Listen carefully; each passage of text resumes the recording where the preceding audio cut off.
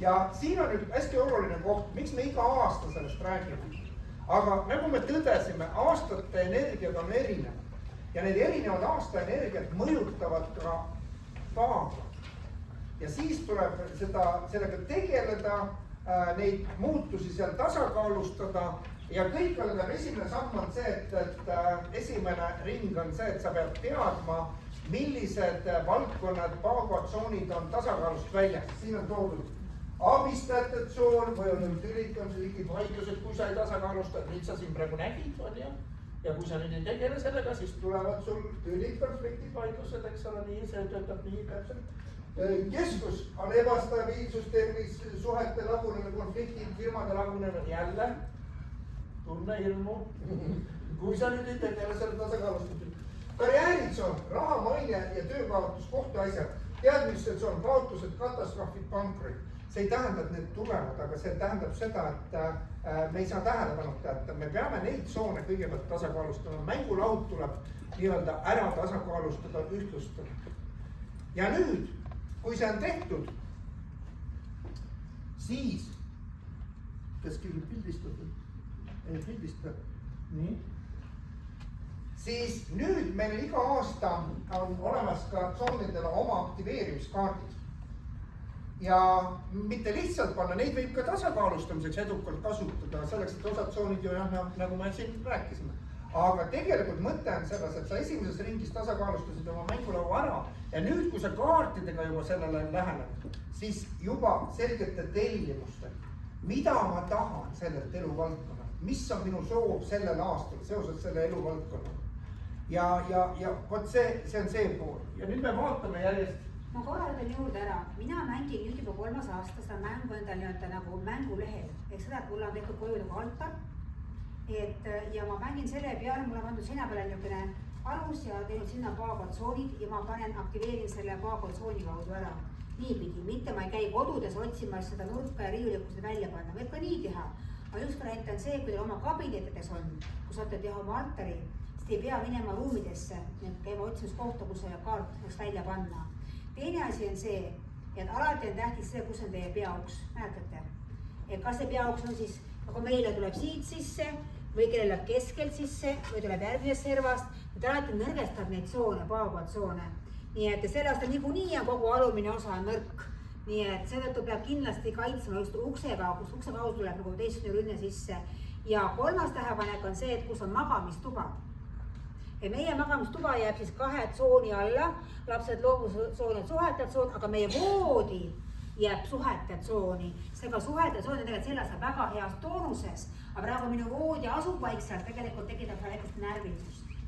Ja oluline on ka see, et üks asi me kaitseme ja teine on see, et igal tsoonil saab erinevaid asju tellida. Vaadaks, ei ole nii, et ainult rahasoolist raha või sealt muud asja. Te vaadake, kas miski teid kõnetab ja siis lähtuvalt seda nii-öelda aktiveerida. No see on täpselt sama nagu Bolti-Voltiga te süüa tellite, eks ole.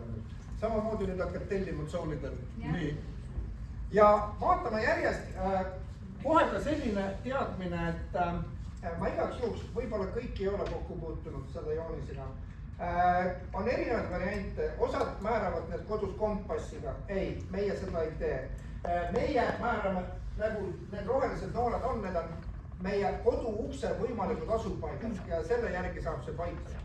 Aga tähtis nüüd kaartide juures teile teadmiseks, see number siin kaardi nurgas on selle tsooni number, et siis sul jääb hästi meelde. Kui sul see üldine joonis on olemas, seal on numbrid sees, eks, siis sa leiad täpselt ka, kuhu see kaart panna, millisesse tsooni. Ja esimene on karjääri õiged valikud.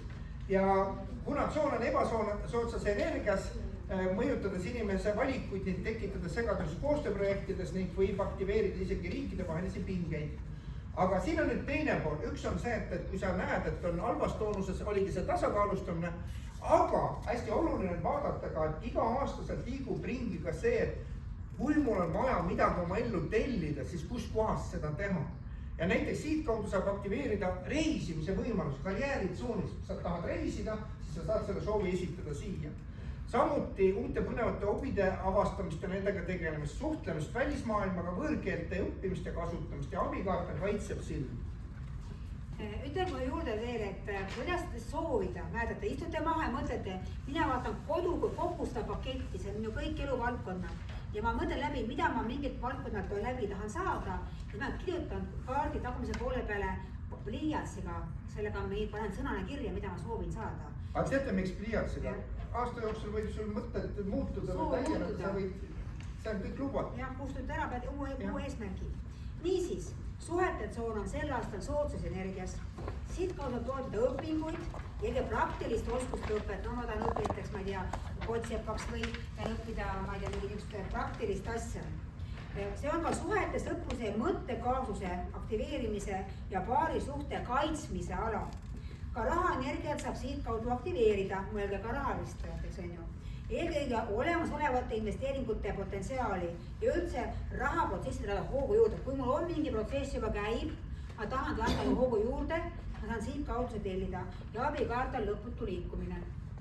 Nii kolmas perekond sugupuu, tsooni nimi Äike, miks ma seda siin praegu näitan, et mäletate seda Samani kaarti, seal tuli ka Äike ja muuseas perekond sugupuu tsoon on sel aastal väga soodsas energias ja seda peetakse lausa õnnistatud alaks, sest siit saab küsida nii abi kui ka kaitset. Siit saab toetada, et viia ellu olulised muudatused, lahendada keerulisi olukordi nagu töökoha vahetus, oluline olukord lahutus, identiteedi muutus, raske haigus ja nii edasi.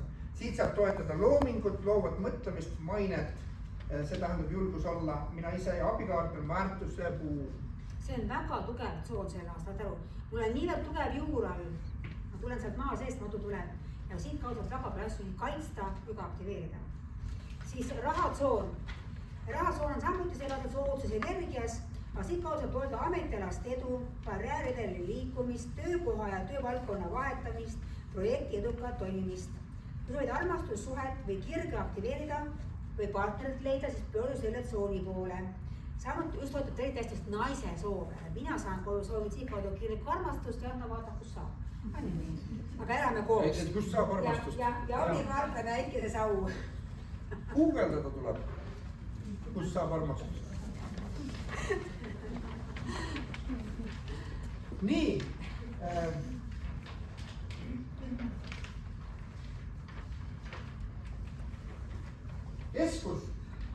Keskuse energia on sel aastal siis ebasoodne ning vale kasutamise korral võib muutuda haiguste ja ebaõnne täheks. Ja seda ala rahustada ja stabiliseerib aeg, tuleb mitte kiirustada või õiget hetke mitte maha magada. Siit saab toetada naise suhteid, tööalaseid valikuid ja nii edasi. Siit saab toetada ka toitlustamisega, seadusandlusega, juhtimisega seotud valdkondi, samuti tervise ja koduga seotud teemasid. Ja abikaart on õigeaegsus. See haiguste täht saab sel aastal siin keskel, ta mõjutab kõiki tsoone, saate aru. Nii et kui on mingid kahtlusi, väiksem kahtlus, ei ole keegi meil selle üldse blokooni peale, lähme arsti juurde, kas raha eest või jooma tasuta ja palume tal abi või nõuame abilausa. Nii et see tuleb sel aastal kiiresti reageerida, ei ole nii, et ma ootan, ehk läheb üle. Abistajate tsoon on siis sel aastal ebasoodsas energias, töötab eriti tugevdust lapsi ja nooremat põlvkonda. See võib olla raskusi õppimisega, enese väljendamisega lastel, hobidega tegelemisel ja suhtlemise vanematega. Tsooni nõrkus tekitab stressi, tekitab juriidilisi probleeme. Samas saab siit kaudu toetada korda, sõjaväelist kaitset, turvateenuseid ja pere eakaid inimesi, nende tervist, nende heaolu. Ja abikaart on tulevalgus. Et vanaema lapselaps on ühest soonist, ma hakkasin praegu mõtlema. Ainu. Seitsmes tsoon, laste ja tuleviku tsoon on ebastabiilne ning loob rahulolematust, mõjutab ka vaimset tervist. Aktiveeruvad hirmud, uskumused, sõltuvused, lahkuminekud. Nii, aga me ju tasakaalustasime eelmises ringis juba kõike. Tsooni kaudu saab toetada tuleviku suunatud tegevusi, perekonda, lastega tegelemist, rasestumist ja abiellumist. Abikaart on palvehelme. Et teadmiste tsoon on selles, et kõige tugevas kõige löögi all, kui see veel ukskond, nagu meil tuleb kindlasti kaitsta. Ebasoodsas energias tekitab siis hirmu, kartusi ja kartusest muutuste eest, usaldamatust ning eriti tugevalt mõjutab see meest. Ära seeda. Nii. Selline energiat tekitab kas siis, kui ma ei kuulnud, siis ei mõjuta? Jah, täpselt, siis kaitsed ära kaardiga. Tekitab õnnetus ja haigusi katastroof ja seega on soovitatav kõigist ala oma kodus või tööl kaitsta. Samas saab selle ala kaudu aktiveerida õppimist töötamist välismaal, kinnisvara ostu ja müüki, abikaart on kilpkonna tarkust, ülikõva maaelement ja energia, sest ongi ikka närvilikasti. Maa on iga kõva ja hakkab mõranema. Ja 9. tsoon, renomee, hea nimi. See tsoon on soodsas energias ja seotud materiaalse heaoluga, mainega, juhi rolliga, juhtimisega, inimese ettevõtete tutvustamisega, branding ning siit saab toetada äritehinguid ja investeeringuid. Kui soovid tõsta oma staatust, tegeleda poliitikaga, siis toeta seda ala. Aktiveeri see ala, kui on tulemas oluliselt esinemised konkursid. Abikaart on kaitse. Ja mis on siis veel, et vanad kaardid? Rahakotikaart ka. Rahakotikaart ka. Raha energia sel aastal on siis veeelemendis. Veeelement kaitseb draakon. Ja kuna vesine draakon, see on vihmadraakon ehk jüülong, on iias mõiste, kui jüülong ehk vihmadraakon toob hüvesid. Kui inimene käitub targalt läbi mõeldud, siis ta toob hüvesid, mis kohe ei näegi, võib ka hiljem aktiveeruda.